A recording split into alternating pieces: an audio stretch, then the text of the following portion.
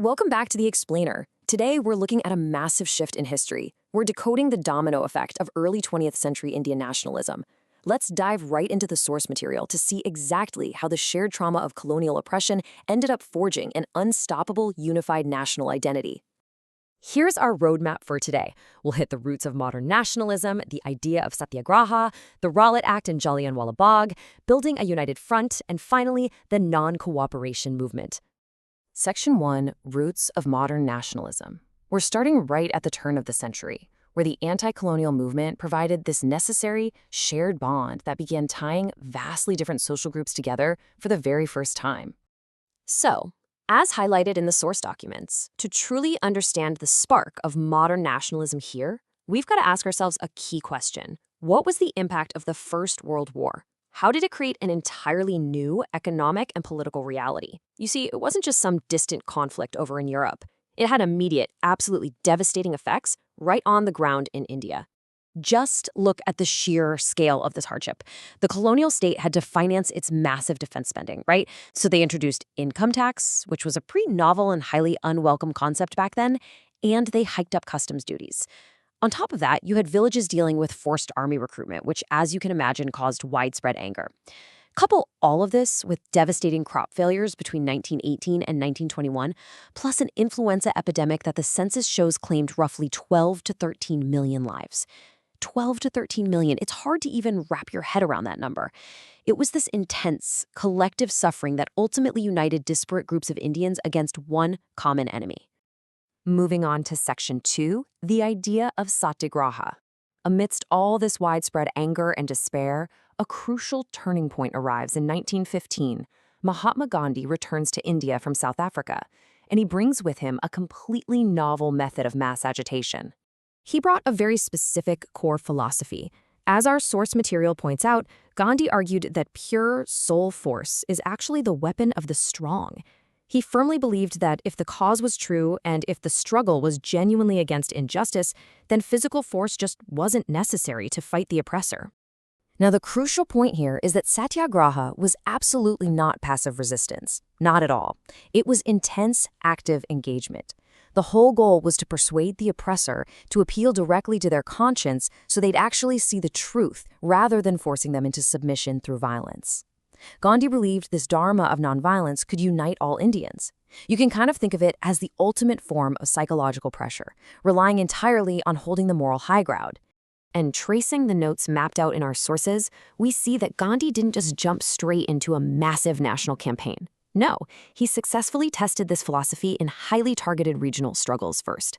In 1917, he traveled to Champaran in Bihar to support peasants against the oppressive indigo plantation system. Then, the next year, it was off to Kedah in Gujarat to demand revenue relaxation for peasants who'd been hit hard by crop failure. And he did it again in Ahmedabad to support cotton mill workers. He was basically building a proof of concept, proving that nonviolent resistance could yield very real, tangible results. Which brings us to Section 3, the Rowlatt Act and Jallianwala Bagh. Emboldened by those early localized successes, Gandhi decided it was time to scale up. So in 1919, he launched a nationwide satyagraha against a brand new, highly draconian piece of legislation. Enter the Rowlatt Act. Passed incredibly hurriedly despite the united opposition of Indian members, this law gave the government just enormous powers.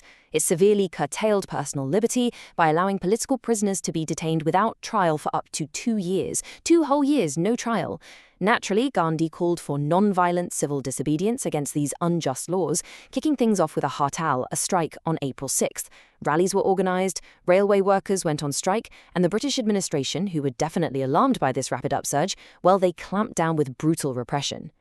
And that clampdown culminated in the absolutely horrific Jallianwala Bagh massacre on April 13th. General Dyer opened fire on a massive, unarmed crowd trapped in an enclosed ground, killing hundreds. Dyer's stated objective? To produce a moral effect of terror. And the government responded to this subsequent public outrage by trying to actively humiliate the population. Our source materials detail these crawling orders that literally forced satyagrahis to rub their noses on the dirt and crawl on the streets. It was a deeply, deeply traumatic moment that shook the entire nation to its core. Section 4. Building a United Front. Seeing the violence spread like wildfire after Jallianwala Bagh, Gandhi actually called off the movement. He realized that if they were going to truly challenge the British, a much broader, much more unified base was absolutely essential. And that realization led to his next masterstroke. He knew, for sure, that a broad movement just couldn't happen without bringing Hindus and Muslims closer together. So, he leveraged the Khilafat issue. Now, this centered around defending the spiritual head of the Islamic world, the Ottoman Emperor, right after World War I. By championing the specific cause right alongside the push for Swaraj, or self-rule, Gandhi essentially found the perfect umbrella to unite both communities into coordinated mass action. This whole strategy was actually deeply rooted in his earlier writings. Back in his 1909 book, Hind Swaraj, Gandhi made this really profound observation. He said that British rule was established and survived in India entirely because of Indian cooperation. His logic was simple. If Indians just refused to cooperate, British rule would collapse. So, following the formation of the Caliphate Committee and through some intense touring and persuasion, Gandhi managed to convince the leaders at the Calcutta Congress in September 1920. By December 1920 at Nagpur, the plan was officially adopted. Indians were going to systematically surrender their titles and completely boycott civil services, courts, schools, and foreign goods. All right, Section 5, the non-cooperation movement. The movement officially kicks off in January 1921, but how did it actually unfold on the ground? Let's take a look at how different social groups interpreted this unified call for non-cooperation. When we look at the source notes here, a really stark contrast emerges. The term Swaraj meant very, very different things depending on where you lived. In the towns, you saw a lot of middle-class participation. Students were leaving schools, lawyers were dropping their practices, and there were these massive bonfires of boycotted foreign cloth. But eventually, things slowed down, mostly because homespun khadi cloth was just too expensive for the poor to buy, and alternative Indian institutions were way too slow to set up. Now, compare that to the countryside. Peasants, like the ones in Awadh, well, they weren't fighting abstract British institutions. They were going after oppressive local landlords who were demanding begar, which is unpaid labor. Their methods were much more visceral, and unfortunately the movement out there often turned violent. Houses of talukdars were attacked, bazaars were looted. These were actions that the Central Congress leadership firmly opposed, even though local leaders sometimes invoked Gandhi's name to sanction them. As we wrap up this explainer, I want you to reflect on a core question pulled directly from the source material. How did the shared trauma of colonial oppression, everything from the crushing taxes of World War I to the unbelievable horrors of the Rowlatt Act, ultimately forge such a deeply layered notion of freedom? This journey, from scattered resistance to a truly unified front, it completely changed the course of history. It essentially laid the blueprint for civil rights movements across the entire globe for the next century.